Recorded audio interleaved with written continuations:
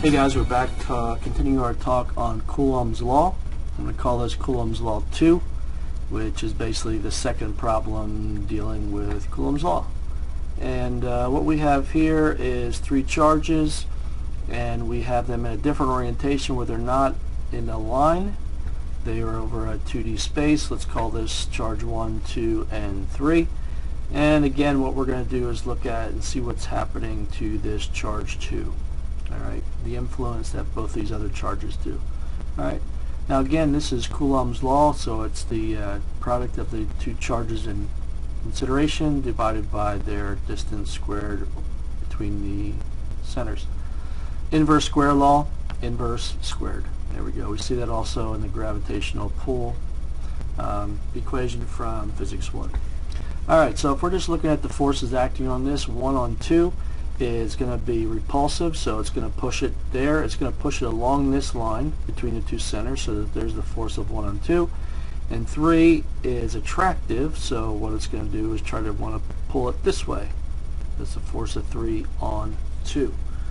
And the distance is there. Now the distance between these two is 1. There's 1 meter here. It's going to be the square root of 2 meters, because 1 squared plus 1 squared square root, using that as Pythagorean's theorem. So again, the net force on 2 is going to equal adding up all the individual forces, which in this case is the force of 1 on 2.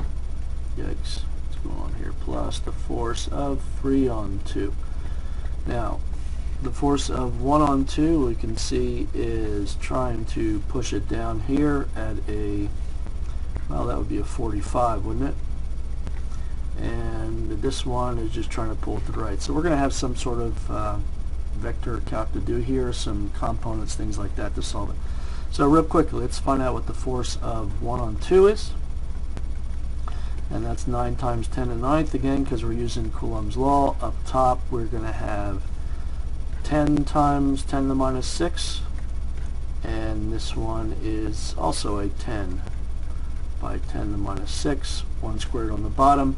Again, I'm just going to pull the prefix together. It's 100. 10 times 10 is 100 times 9. That's 900 times 10 to the 3, 10 to the minus 3 equals 9 newtons. Okay, and that goes down at a 45.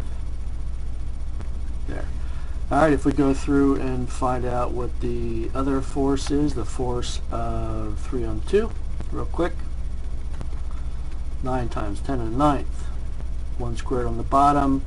Top, we're going to have 20 times 10 to the minus 6th, and then the 2 charge is 10 times 10 to the minus 6 microcoulombs again.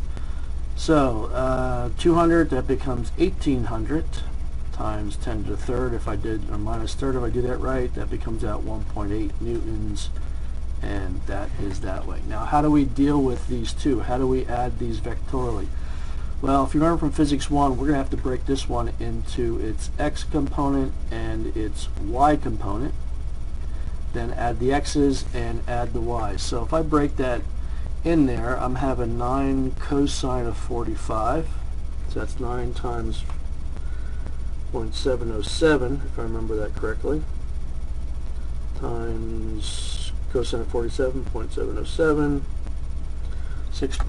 roughly 6.4 that way, and then 9 sine of 45 is going to be 6.4 down. Alright, so that's the x and that's the y components of the two. Now we add the x together, we have 6.4 that way, and minus 1.84 this way gives us about 4.6, 2.6, 4.56 that way in the x direction. 6.4 down. We can find the resultant by taking the squares of those two together.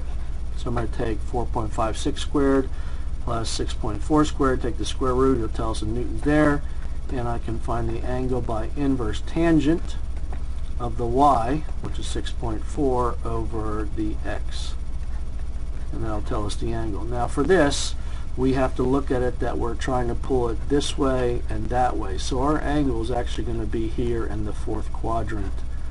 So there. Alright, I've run out of time. I can't give you the numbers, but hopefully that's enough to get you started.